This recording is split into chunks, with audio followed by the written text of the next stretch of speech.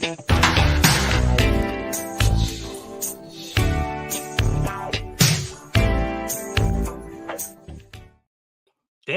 internet friends, I'm Brian. This is After Dark. This is super exciting. We have a really, really good one this evening. Not only do we have like an amazing guest, we have some old faces and some return faces who we don't usually get to have on. So that's really exciting as well. This is it's actually a really, really full house tonight, and that's cool.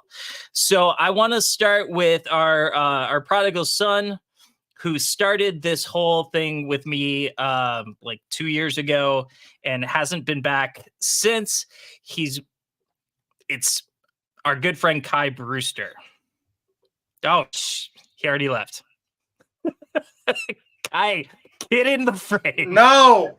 Come on. Come on. It was a perfect bit. It was a perfect bit. Hey, it's great to be back. Amazing. We have our friend Charles from Silk Zone. We have Eddie from Blues Lawyer Memes.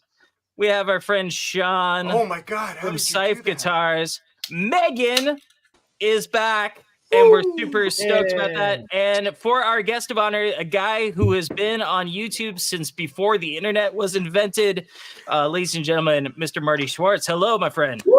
Hello, frickin' Marty. Marty, we didn't have YouTube guitar.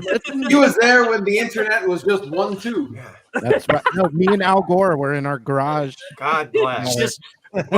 You're like, Al, we got to get this so I can teach lessons online. Come on, man. Come on. Marty, has anyone ever told you, Marty, that you just look like a hotter Jeff Goldblum?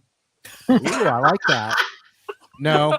Good one. No, they have not. Oh, I've gotten the Jonah Hill quite a bit throughout the career. Sure. Our voices are similar, too. I was going to say I can hear that a little bit. Yeah. I don't see it. I'm sure we are related, down the line.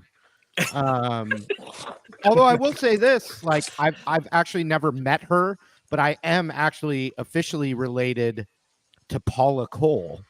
Oh, very cool. Yeah, that is cool. Let's bring her in. All right. I've never met her, but I want to say my grandmother was like her second aunt or something. There you go. Something like that. That's an in. I'll take it. Who's Paula Cole? It's just a random This fire? Random trivia. Oh. What was I going to go with? Speaking of careers, I mean, like just all of this. Like, thank you for taking out some time. I know you're a super busy guy. I mean, like, I was dealing with right before we started the live stream, and I was very distracted. I was dealing with password issues that my kids weren't able to log into Disney Plus, so I was trying to fix that. That's a nightmare. What are we watching? What are we watching? Star Wars Bad Batch. Oh, that's good shit. Nice. Good shit. There's a new season out. Yeah, my kids and I sorry, it's texts are gonna come in and stuff. I don't know what to say. Sorry. I'm trying to stop it. I literally turned my phone off, but now it's coming in, and I turned my messages off. Do not disturb, and somehow that one still came in. All the Bad Batch spoilers are getting through. Yeah. Your kids are definitely more important than this group of idiots. So correct. Yeah, I don't really even have to turn notifications off. I don't get anything. Haha. Well, hey, what can I say? Hey, Megan, what we were talking about this before. What song did Marty Schwartz teach you how to play? Wonderwall, the best song in the world. Woo! All you need. Do it now. Do it now. Play Wonderwall. I do have some guitars over here, but this is my studio, by the way. Nice. Right. I do. Yeah. The lighting is good. Lighting's Yeah, it is actually, the professional lights are on right now because I was shooting earlier today with a band called the Strumbellas. Wait, so you didn't turn the pro lights on for us? They're on for. I left them what on you were because doing I was before. doing this. So it's a double. It's a double. Who are the Strumbellas? They're from Canada. Okay. Kind of a mid. I think around the same time that I was getting going on YouTube, I think is when they had like a very big hit song.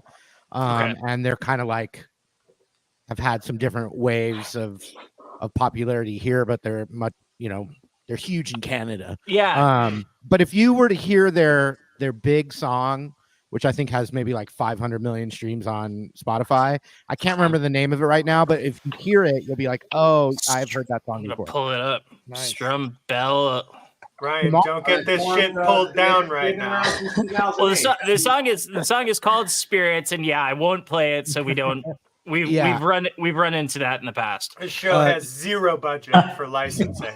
Yesterday, I shot with Maggie Rose. I don't know if you've heard of her. She's awesome, amazing artist, singer, songwriter, so good, so good. Really top talent. And then tomorrow, I'm shooting with Marcus King. So, nice. Yeah. Wow. It's happening. It's You've shot happening. with a lot of people. I was going through your history a little bit, and you seem to have worked with a lot of names now. You just said Eric Gales. That's awesome.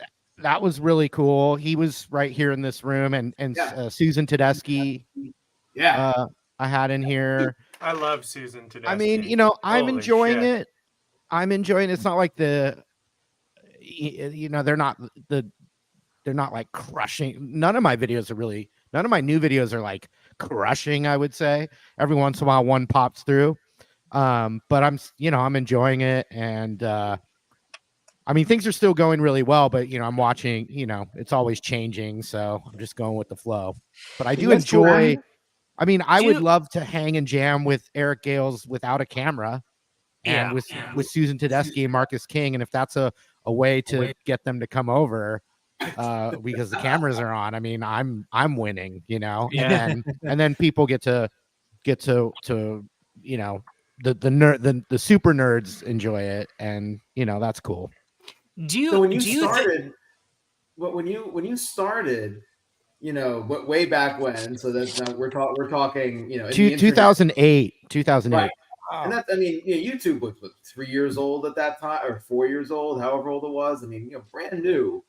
So can you sort of track your experiences from like those early days to like how it evolved to where it is now, like the moment where you just sort of like you're an institution. And you did you set out to do that, or it's like, I'm just going to teach people who want to learn, and one day you woke up and you were like, holy shit, people are paying attention? Well, if you watched any interviews of me before, I'm sorry if I repeat the same stories, but I really had no plan for any of this to kind of happen, like when you say institution, or like, even if I just look at my stats, 4 million subscribers or whatever, never imagined it, not what I was setting out to do at all. I will say though, around the time of Napster and MySpace, and the peer-to-peer connections that were starting to become more commonplace, and then Facebook, obviously, but all of those things that started to happen in my mind, I was already a full-time gigging musician, guitar teacher by day. I was in bands, cover bands, original bands, touring bands, played with some pop singers, all that stuff.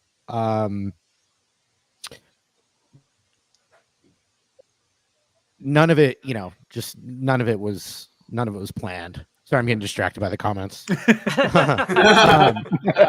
happens every time. Yeah. Happens on my own live stream too. But I did, as a guitar teacher, gigging musician, and MySpace. Now I remember where I was going. Yeah. I knew that you'd be able to teach 1 million people guitar with one video or one stream. It wasn't YouTube yet, But in my mind, and it wasn't me yet, but in my mind, as someone who was doing my job as teaching and gigging, I was like, okay, someone somehow, it'll probably be some famous person or a rock star or something, but somehow it will happen where you will be able to, you know, whether it's a cable show or this internet thing. I didn't know what it was, but I knew that it was going to happen. I didn't know it was going to be me, but I did envision, you know, I could imagine it many years before YouTube that something like that was going to happen. And I want, you know, of course I would have wanted it to be me, but that wasn't the plan at all. And then when I say 2008 is when I really got this career going, it was the economy crash. So I lost a bunch of students. I lost gigs. I had a bunch of different gigs. I had so many different things going on to make a living. And my daughter who's in college now, she was really young, toddler, and my son was basically an infant, you know, in diapers. And I lost all this work. And the quickest way to like still pay the bills for me, the way I could still make the most money at that point was teaching private guitar lessons. I had done it.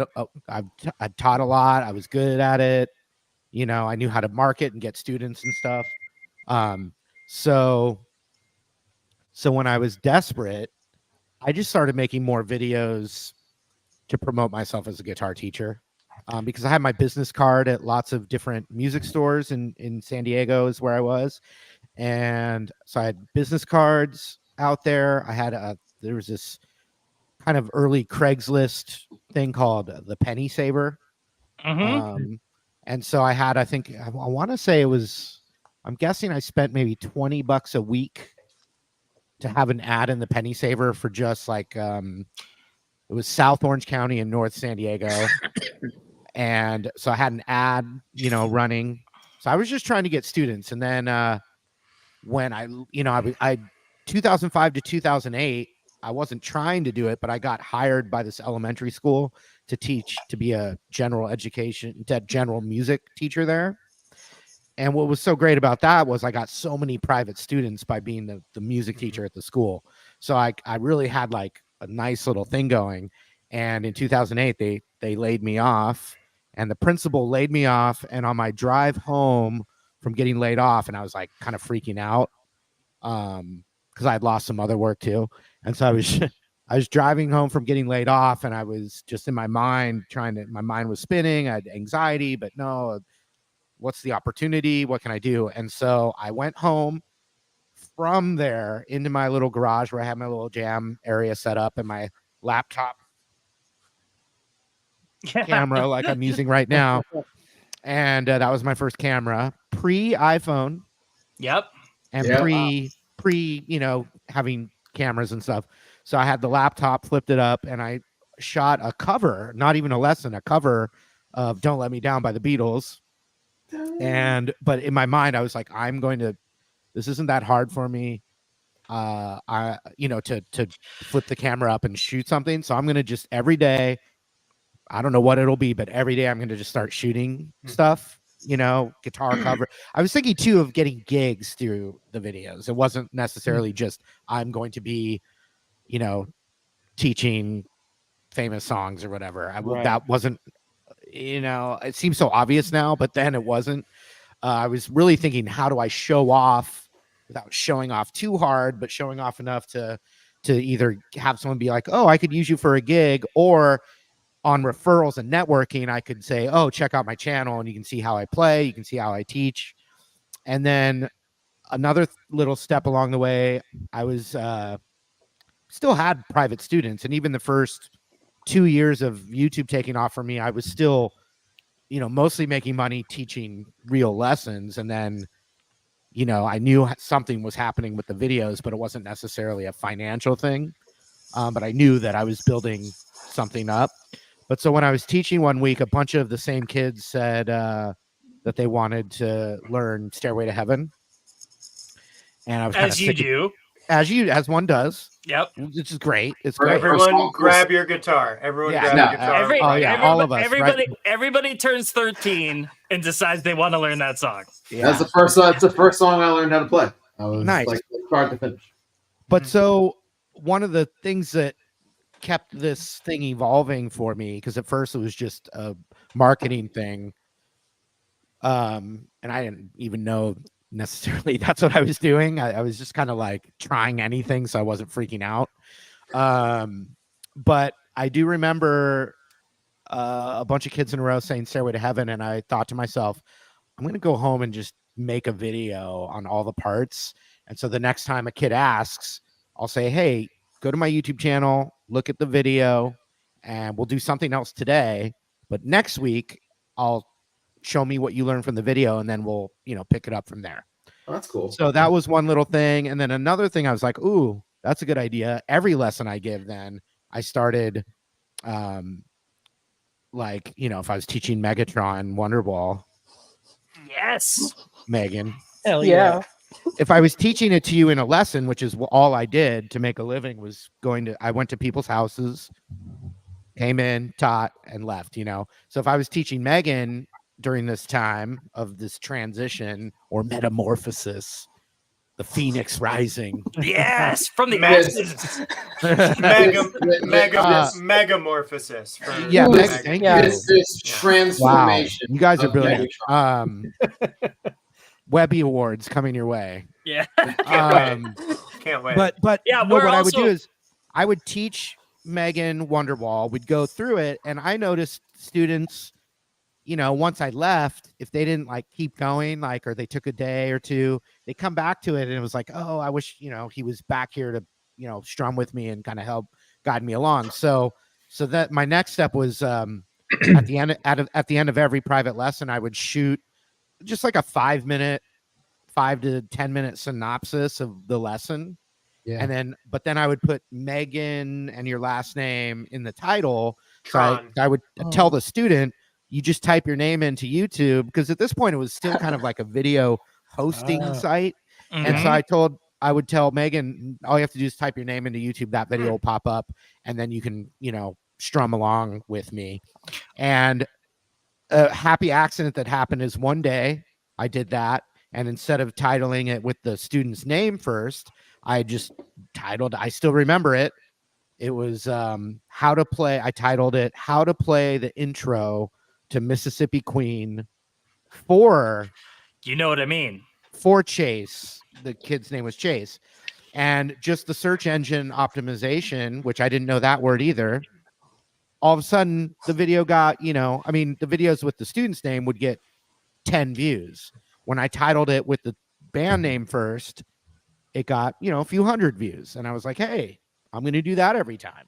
And then that one kind of got some steam, and I just kept finding these little happy accidents along the way. Wait, so what I'm hearing is you're responsible for the evolution of these terrible algorithms. Not really. I mean, This it's is- a joke, but Chuck, my man.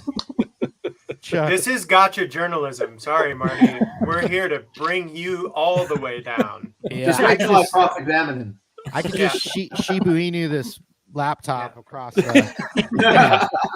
Marty, I'm saying is that it? because there's a funny viral video of I think it's a Shibu Inu playing video games, and it the owner turns the computer off and it knocks the keyboard over. Yeah. I Well, don't Marty, know. is it true you're a majority stakeholder in TikTok? Is that a thing?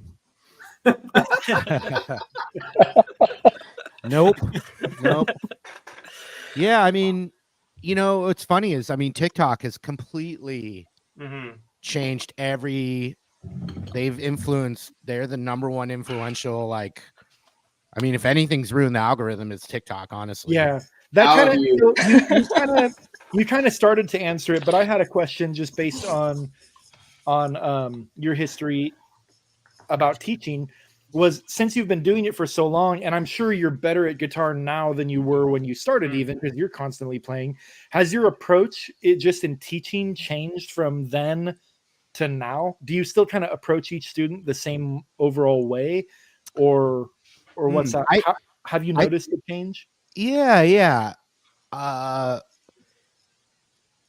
It's gotten better within the confines of teaching in a video, right? Because now it's Right. something I've done tens of thousands of times. For sure. So it's like cut to the chase. Mhm. Don't start talking about, your grandma's soup, or, like don't sit there and, tell them a 10-minute story before you start Or rant about algorithms. Or... teaching the thing. And honestly, the one good thing from the fact that everything is shorts now, like it makes me like, how can I teach a song in 60 seconds or less and Right. actually get that message across? So that's been like a new skill. But as far as teaching someone to play blues or someone to play a guitar like solo, one-on-one, because you still do that, was right? all You still do- 10. I think a lot of my skills were 10 years that led up to YouTube of teaching one-on-one with people. My favorite students, and that's even when I started YouTube, I didn't want to be the like teach Stairway to Heaven, teach Every Rose Has Its Thorn, teach every AC/DC song and Metallica and all that. It was not, that's what the job requires. It wasn't what I wanted to do. I wanted to do like intermediate, maybe like people that were like thinking about going to Berklee School of Music, or like someone that was a singer, or someone that was really good at rhythm guitar and wanted to become a lead guitar player. I was thinking more intermediate, kind of like education stuff, kind of like what I helped my guitar teacher from college named Chris Sherlin. I helped him start a channel during the pandemic, and he's doing great. And he's doing more of kind of like what I initially was thinking I was going to do. But really it was the job dictated to me pretty quickly. Yeah. What I needed to do. But I would say that teaching songs, I've only gotten better at, because of that's a muscle, ear and learning For sure. certain chord progressions over and over, and you start to recognize like the axis of 4 awesome chords, or like, this is like a Santana thing, or this is kind of like a so and so. These 5 songs use that technique. Right. So that has gotten only better. Like today, I am the best at like being able to listen, learn a song by ear, and then communicate the lesson. That's from repetitions of over and over. As far as like really teaching someone how to play, I got most of that real world feedback by teaching private lessons for. Do you still do private lessons, or just the? Not regularly. I have like, I think it's 3 slots on Patreon. Oh wow. So it's kind of like pricey, but one of them treatment. Yeah.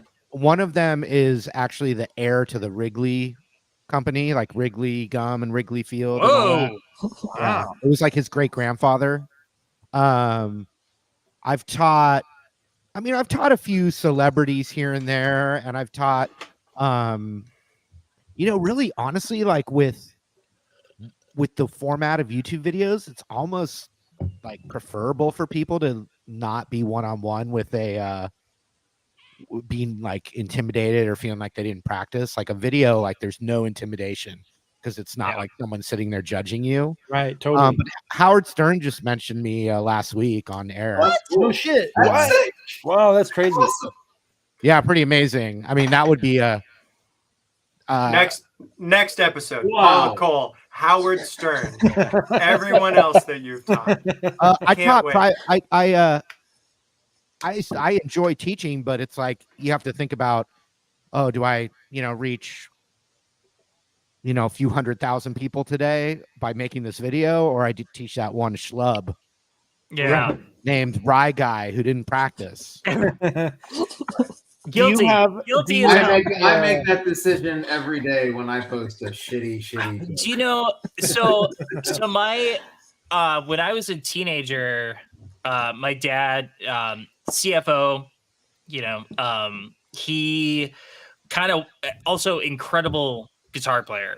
He was kind of looking for a way to get out of, the 9-to-5 CFO gig, and at that point, Music Go Round had just started. And so I remember we went on like this family trip where we went to a bunch of different Music Go Rounds around the Midwest, because that's where I live. And what he found was like the guys who, sorry, the folks, they were guys though, who owned 99.99% Did we just guys. did the plug just get pulled? Oh shit! yeah, the the people who owned the shops that had the really high end vintage gear, that had the nerds who came by, who did all of the nerdy stuff, were less successful than the folks who had the shops that offered guitars for beginners and for included lessons and did all the stuff that he wanted nothing to do with. He wanted to like just do the gear snobbery and do that thing and just really cater to the advanced players of the world. And the reality is that's not the thing. That's not a big enough pool to sustain it's just not a big enough piece of the pie. Yeah. It's true. No, it's true. And these are things I wasn't thinking about at all when I was just a desperate guy trying to get another, it's like if I could get one extra guitar student a day by making videos, that's what I was thinking originally. I mean, I still said out loud, if I could make an extra $500 a month, through this, then that would be amazing, because I was working so much in the real world, teaching and playing and all that.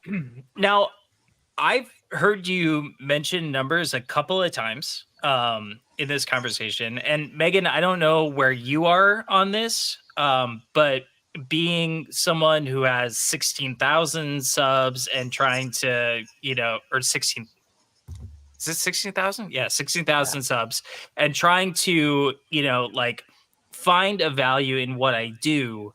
Like, I am constantly looking at those numbers and trying to drive value from those. Megan, do you feel the same? No, because I just I'm just doing it and whatever happens, happens. Okay. Thanks. That's our time. This has been a great show. Well, But my hope is that you reach a point, and my thought is like 4 million subs is probably that point where the numbers don't matter anymore. But you're telling me it never stops? Yeah, I mean, if you put it into perspective, I mean, well, I can say I absolutely remember Justin Sanderco. Yeah, I remember he had videos that had like 1 million views or 2 million views when no one knew my name, and so I do remember looking at that going like, how is that possible? Like, unbelievable. Like, I can't even imagine, something getting 1,000 views or 1,000 subscribers for that matter. So I absolutely remember feeling that and never thinking that that was going to happen for me. But now when you say, do the numbers still matter? That's just like anyone that's trying to stay at the top of their game, Sure. Like, I just still have that drive where I'm trying to figure that next little thing out. I'm not like competitive with like Rick Beato or something. Like, I am just literally looking at my own statistics and going like, when so one thing that you may or may not have seen in a lot of my shorts is all the people I interview, I'm asking them, oh, what's the first riff you ever learned on guitar? Because in my mind, like, people can relate to that. And more often than not, those shorts do really, really well. The one today, I think it was today, was Eric Gales saying the first thing he ever played, and it was incredible because he was 4 years old. The guitar was upside down, and he just kind of picked up this little boom, boom, boom, boom, boom, boom, boom, boom, boom, this like gospel walking on, and then he added extra notes to it and all this, and so it's like, and that's not me trying to top anyone or anything. So you're still cognizant of it. And I mean, like, I've also heard you mention Schwartz a number of times, and you're recognizing the direction that YouTube is going, and you're shifting with it. Yeah, and I don't like it. I don't like No. like where any of it is right now. No, I think don't anyone either. does. No as one far in the- as far as the medium or the players, do you have any players that you've kept an eye on that you're like, wow, that's cool? Anyone Well, I'm in standing out? Nashville, Right. Yeah. and Marcus King's coming over tomorrow, Yeah. and Eric Gales was here last week. Yeah. Susan Well, I think Tedeschi. that- Susan Tedeschi. No, but Guthrie Trapp. Have you? Yeah, familiar with Oh, him? jeez. That So guy's he's a a good- monster. Yeah, he's There's a a good lot of buddy cool of mine. players And then on Jared that, yeah. James Nichols lives here. Yeah. Jack Roosh, Jack Pearson. Jack Pearson is so great. Yeah. I mean, Man.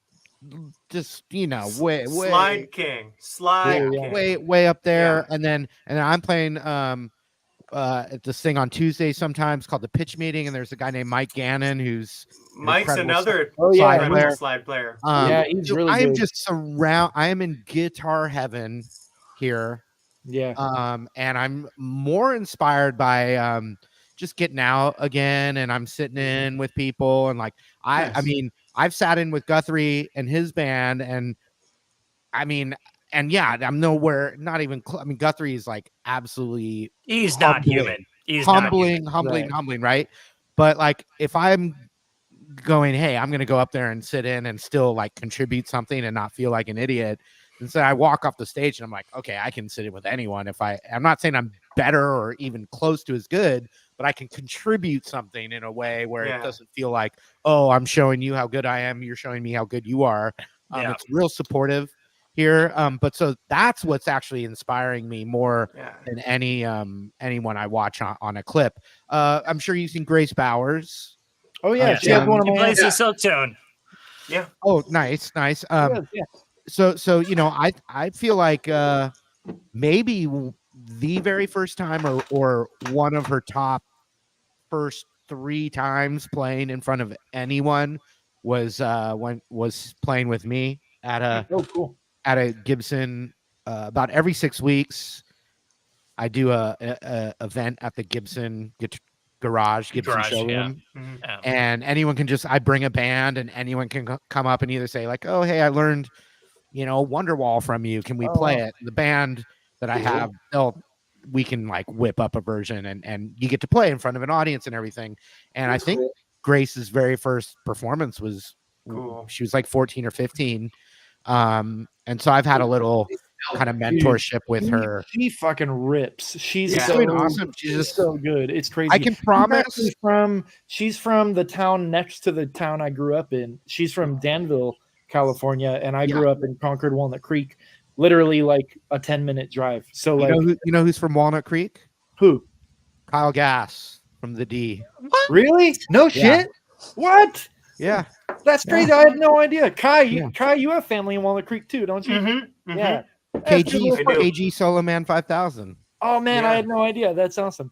Yeah, It's so interesting to hear the transit that you had, like your path from like when there was no YouTube economy, right? Nope. And now it's you. The first you- 8 years of me on YouTube, I made zero, or Yeah. I mean, might as well call it zero revenue directly from YouTube. And if you think about like like you start in 2008, right? You mentioned MySpace, which I would imagine anybody who's younger than Megan, do you know what MySpace is? I know of it, but it was past my time.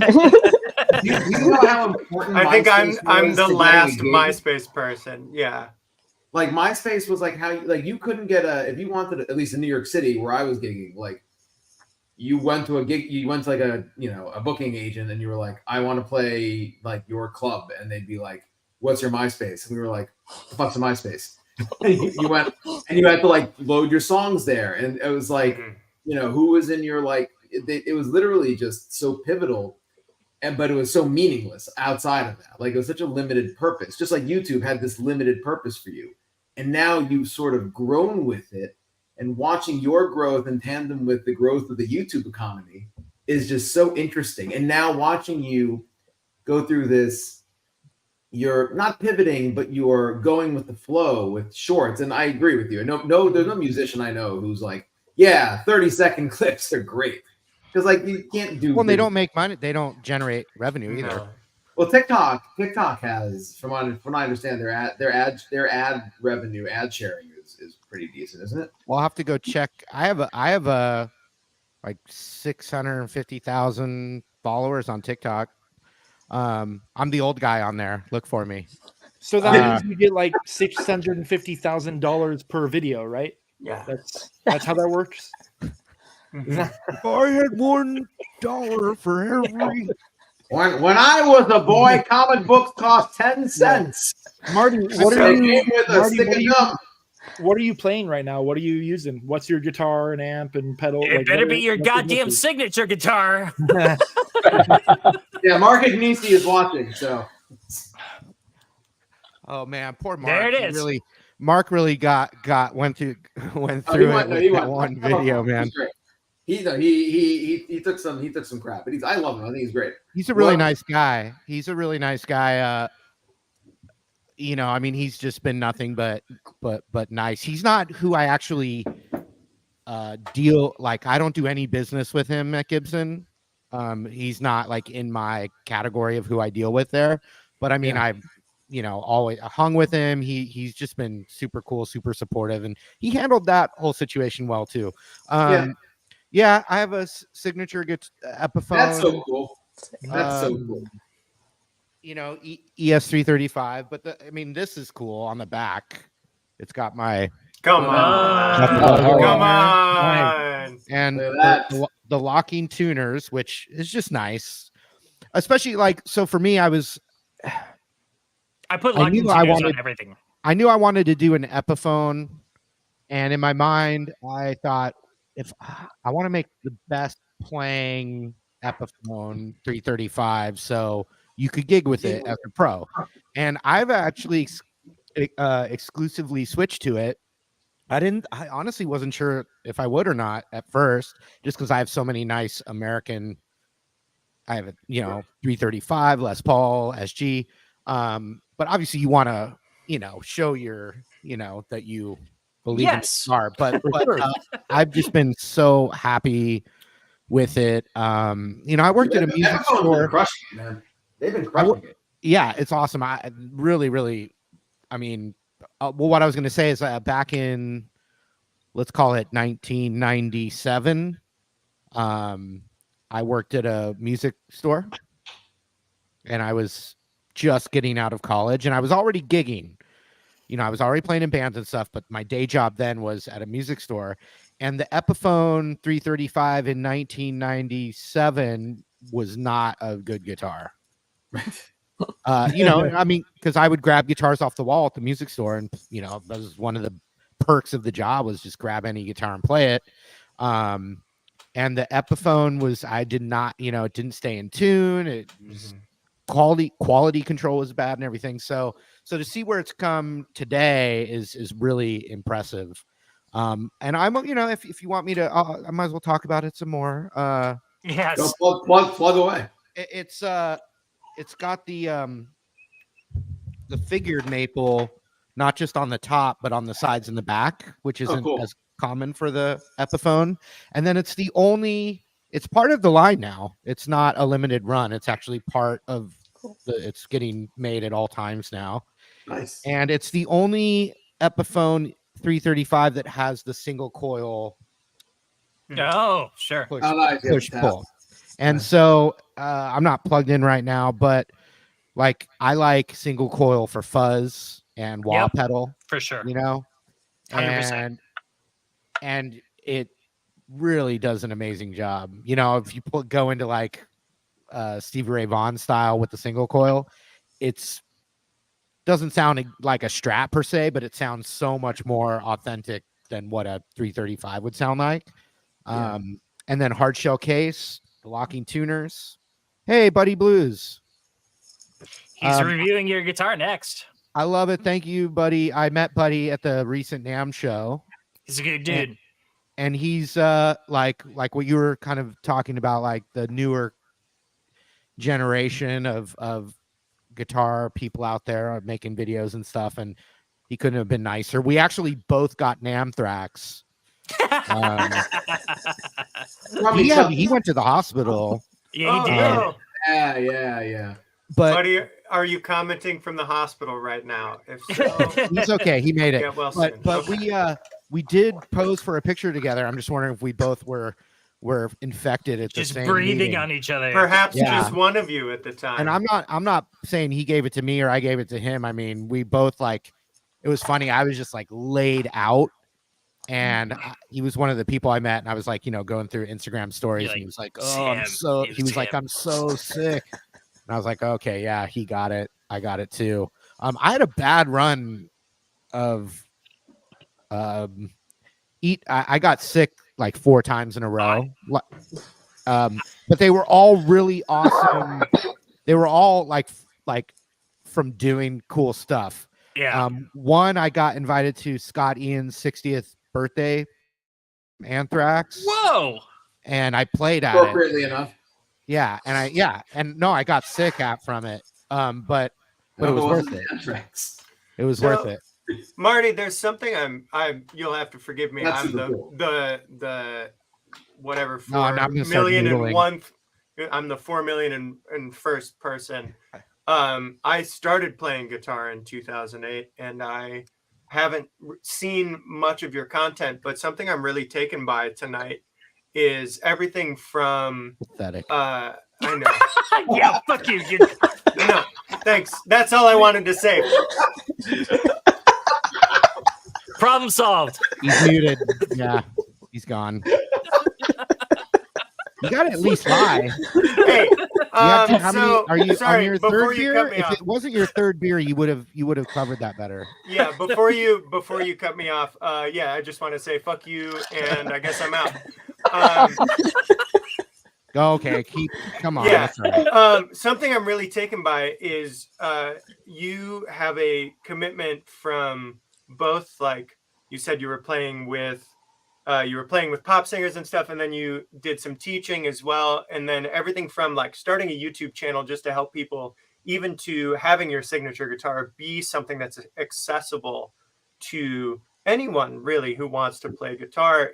There's like an undercurrent of a commitment to getting people interested in the instrument. And I'm curious about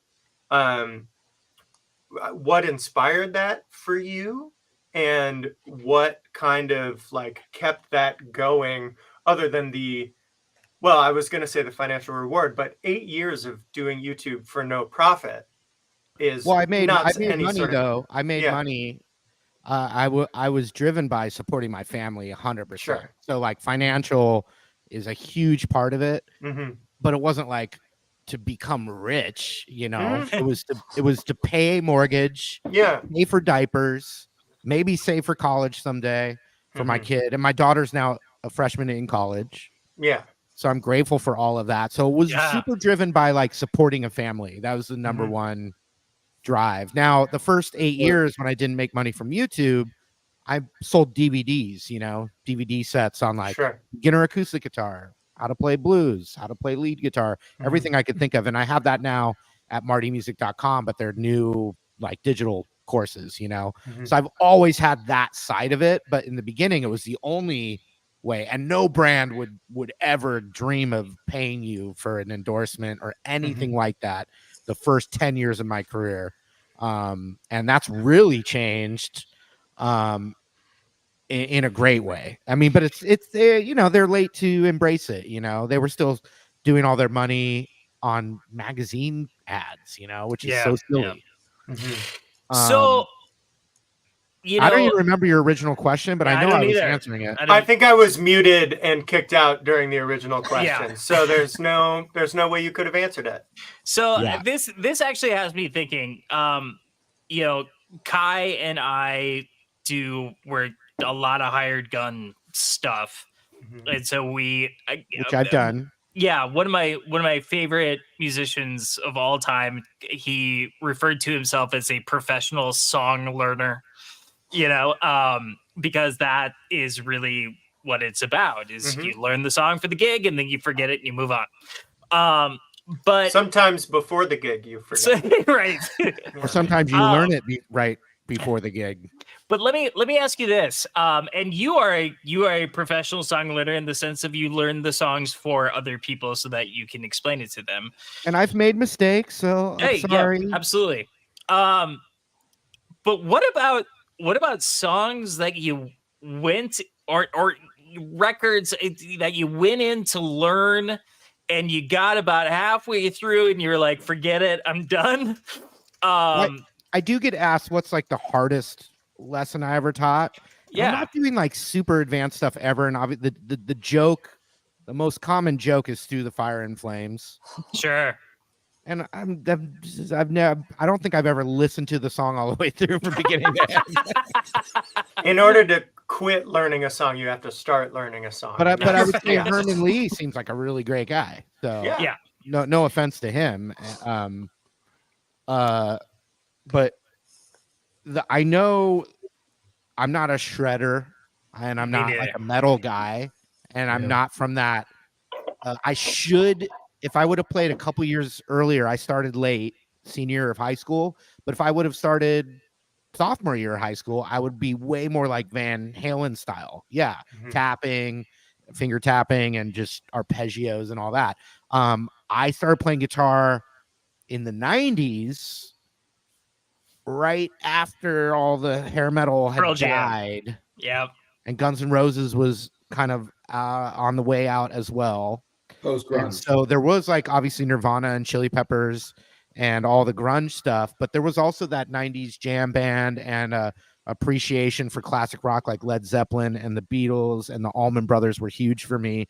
So I was actually becoming my quitting sports, growing my hair out teenager, the end of high school, and getting into like Sly and the Family Stone, and a friend of mine, friends were playing me cool stuff like the Chess blues, the Chess blues records and Muddy Waters and all this stuff. I wasn't playing guitar, but I was like discovering a new side that wasn't the mainstream MTV side.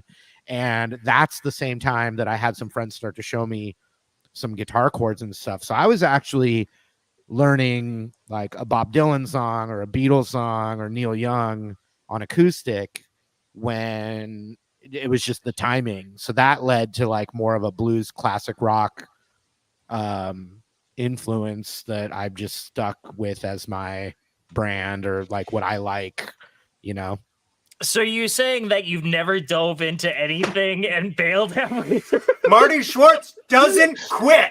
You heard it here first. Oh, but the hardest song so when I get out of that comfort zone, right? Yeah.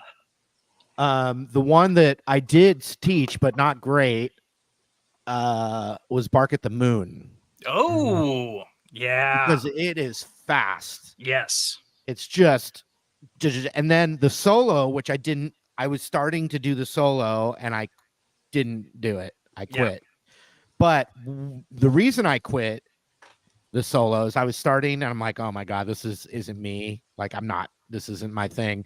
But I looked up a YouTube video, big shock, of the guitar player playing. It wasn't Randy Rhoads. It was Shaky Lee. Shaky Lee. Thank you. Appreciate that. Got it. But it was awesome. I looked up a video. Shaky Lee is giving a clinic, and he can't play the solo from it. So I was like, well, screw that. I ain't doing it. If the original guy can't do it, and he wasn't even like, playing it that like confidently the riff either. I mean, it was like I felt better about it. Yeah. But I literally had the tempo figured out, and then I was having a click track with a slower tempo, thinking I'm just gonna practice this for like 10 minutes a day, and like in a month from now, maybe I can get it up to speed. And I only got it up to like maybe like 92, 94%. And that was enough. That was enough to like, hey, I'll teach the lesson. If someone else can play it faster than me, at least I'm showing them like where to put their fingers and crap like that. But like I'll hear something like that. And I just know that if something's hard for me, then it's going to be hard for 99% of my audience, 100%. Because I've been playing a long time and I don't claim to be a, virtuoso and you know, I'm more of a versatoloso. Yeah. Well, I mean, like that. you I just play made that word up. you play It's the great. instrument, you play the instrument daily. Needs a little You work. have familiarity with it. Absolutely. You know, when I thought about it, there were two instances that came to mind. One was my doing, and the other one was not. One was a friend who's a local musician here in Minneapolis. He decided he wanted to start a Cars cover band, and I was to Who- play all of the Name Elliot, names. Darren Jackson, Kid Dakota. And I Okay. was to play all of the Elliot Easton parts. There was now that you say that, I remember a couple of those being Oh really my goodness. hard. Because they were all like country picking and stuff like that, somehow in this weird glam rock band. It was so bizarre. And the other one that was my doing was I decided I was going to get a bunch of musicians together and we were going to play Frank Zappa's Apostrophe front to back. Never happened. Yeah, no, It was I me. hear you. I'm trying to think. So like a topic of songs I've given up, like Neon by John Mayer. There's a very specific right hand finger rhythmic technique, and if you get that down, then you know it's doable, Yeah. right? You But I've throw seen it in other drop people- C and away you go. And Yeah. I've seen other people already teach it, and I'm like, do I want to spend? My problem is my output. I'm releasing so much content that like, and It's especially gone. in today's Yeah. climate, I'm kind of having to just do stuff that I can do quicker. So Neon would take away from maybe Mhm. 4 or 5 songs that a lot of people would want that are Right. more approachable. Yeah. That What sets are up you a finding- question. what are you finding a lot of demand for now? God damn it, Eddie. I'm unmuted now. Let me ask this Do question. you know how hard it was for Charles to unmute himself and then you just walk all I don't over even him? see a demand. I don't even know what the demand is today. Honestly. I was gonna say, yeah, like, have you noticed a shift as long as you've been doing it in what people want now versus what they wanted before? Do you get asked way different stuff now? Yeah, because I remember in the beginning, Jason Mraz, Jack Johnson. Oh yeah. It's 2008. Dave Matthews is still on the radar. I mean, yeah. I mean, Yeah. he's got Why? that bread and butter like diehard following forever. So he's like got that Pearl Jam, Grateful Dead, Fish. It goes beyond any mainstream thing. But Bruno Mars's early songs, Oh, sure. like "Marry You" and Wow. they were like acoustic like ballads, kind of like what Ed Sheeran still does. But like Bruno Mars's first album was very acoustic, Mm-hmm. lovey-dovey kind of songs. Those all, Nebraska. yeah. It I'm was like, Nebraska. and He started. what year did that? He started Wait, with say Nebraska. That Jason Mraz, "I'm Yours." That's I don't Jason know what- Mraz. I don't Yeah. know what year that released, but it's definitely right at the beginning of like, I'm gonna go 09 for that one. yeah. I mean, that's a good guess, Yeah. or 2010. The 8 cool to thing 10. about him, and just, you know, I don't know why I'm deciding to chime in on this, but on the cool Jason thing about- Mraz. yeah, the cool thing about him was, and I remember this specifically because I was in music school, was that Jason Mraz was using a lot of borrowed chords. He was using a lot of passing chords and things like that, and stuff that you just didn't hear in pop music Mm-hmm. very much. And also, the guy could write a melody like nobody's The business. dude can sing. Yeah. I can throw him under the bus right now if you want. Do Go it. for it, please. That's what we're here Breaking for. right here, guys. Do it. Do it. This is why we're here. Yeah.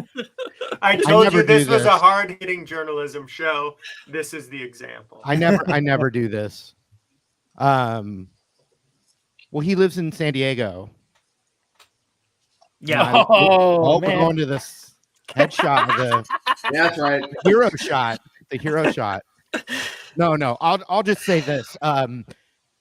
He lives in San Diego. I'm from San Diego. I'm come to Nashville a lot, etc. So I'm at the airport a few years ago, before the pandemic, so we'll call it 5 years ago.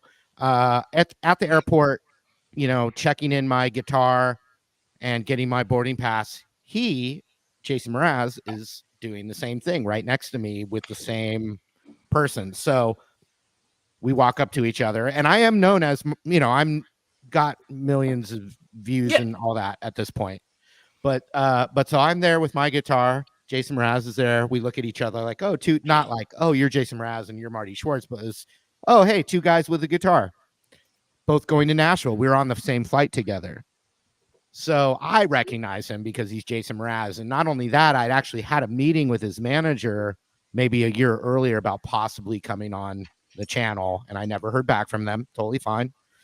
But anyway, me and Jason Mraz standing there, and I'm like, oh, hey, what's up, man? Well, we both got guitars, haha, And he was just kind of like, no reaction. And I was like, oh, Jason, I'm Marty Schwartz. I have a YouTube channel. It's awesome to meet you. I think you're great. No real reaction. Doesn't really respond to me.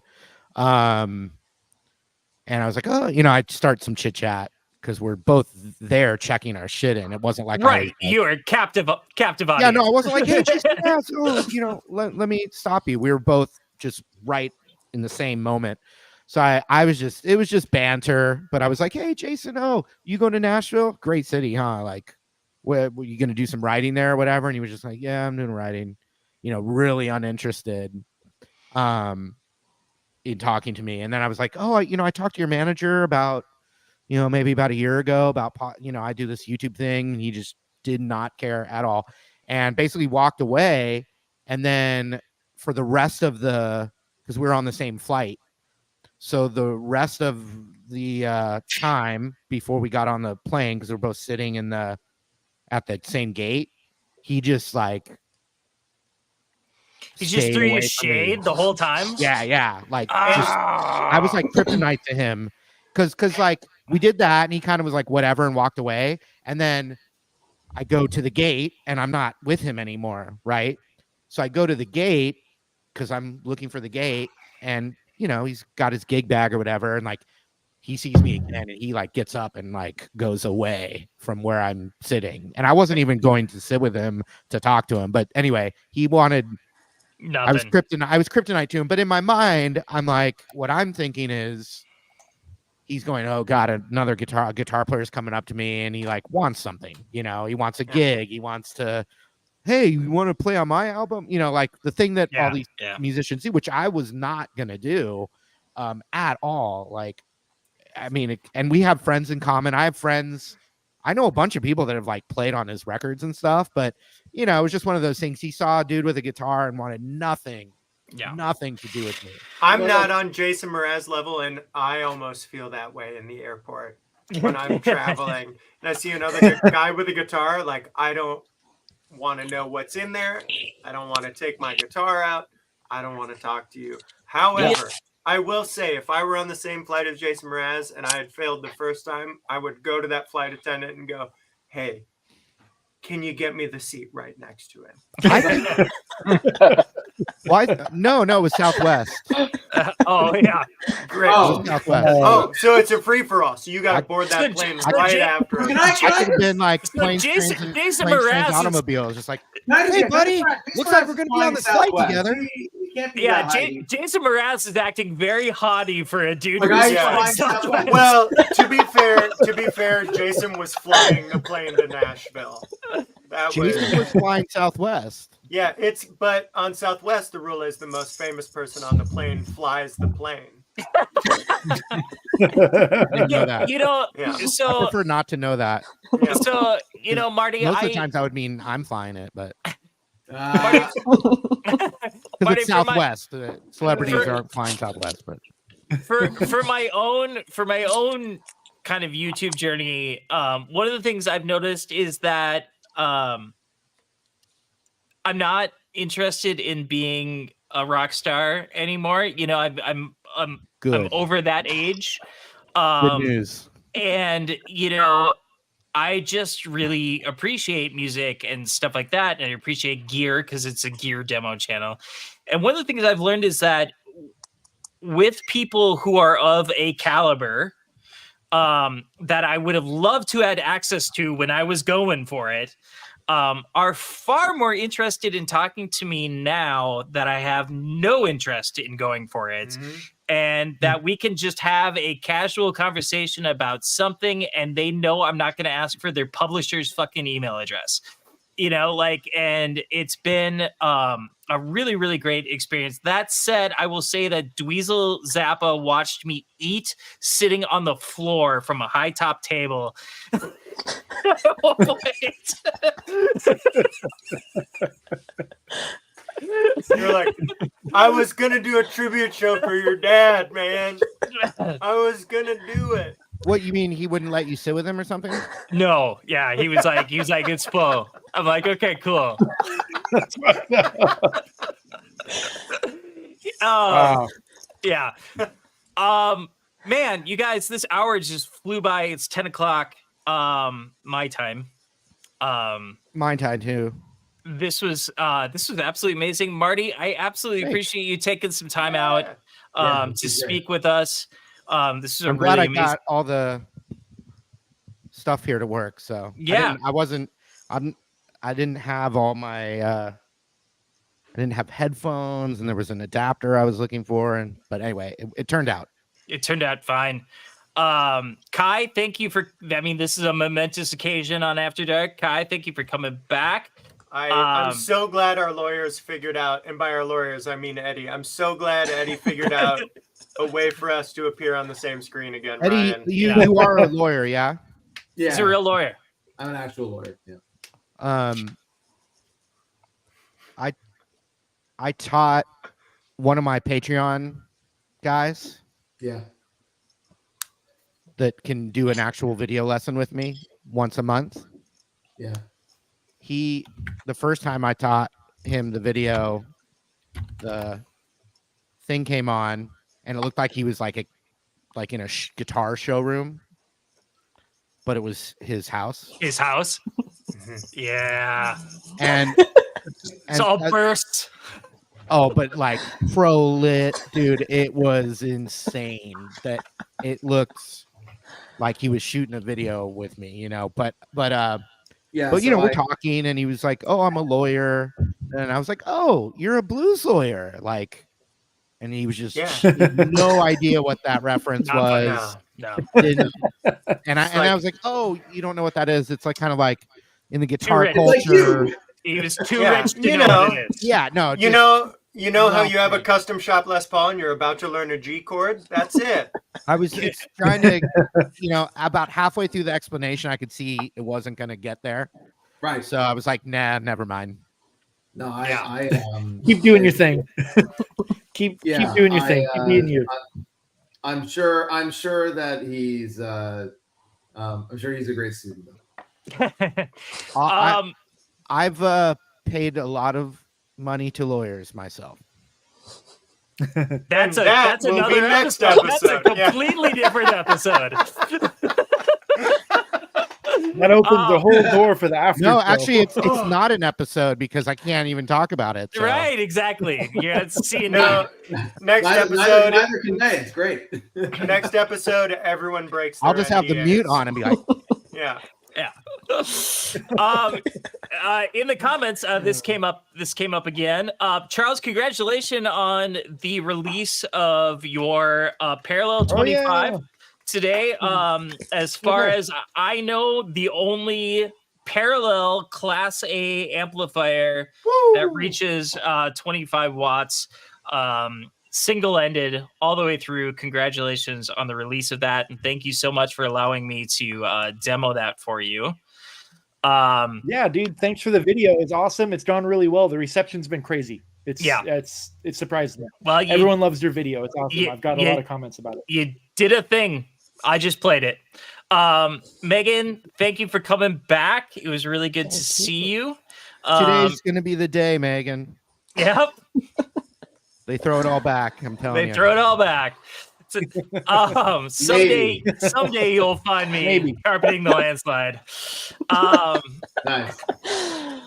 I said maybe. There is inside of us. Maybe. There is a lady who knows all that glitters is gold. Oh, wow. Oh, Going back to shit. that. How many Eddie and words Sean. before it's You know, it's been a copyright? long time since I rocked and rolled. Been a long time. Been a long time. Been a long, Dude, lonely, Ryan, Matt Torrance is in the lonely, comments. lonely, Long, lonely. long. Matt Torrance. Look at Matt that. Torrance. Hello, my friend. There we He's go. back. Hi, Oh, Matt. back. What about the rest of Hi, us? me. Yeah. Well, Why would it be so nice? Someone sounds like someone's about Finally, to. we got a finally we got Oh, a no. socially acceptable term for a woman on the show. Yeah. Oh my god. Yeah. Oh, here we go. Okay, the guy with I think the that's guy it. with clip art. The guy with clip art gets to decide what's appropriate. Yeah, here we go. I think I think what's coming next is he's gonna ask you out. So Yeah, here we go. All right. Well, my friends, thank you for joining me on this Wednesday night. I appreciate it. I appreciate all of you so much. So thank you very much. Everybody put up their things. Here we go. We're going to end it. do it. Hold on. I'm working on it. Am I Mine smiling? doesn't- 2 buttons. Am Here I we go.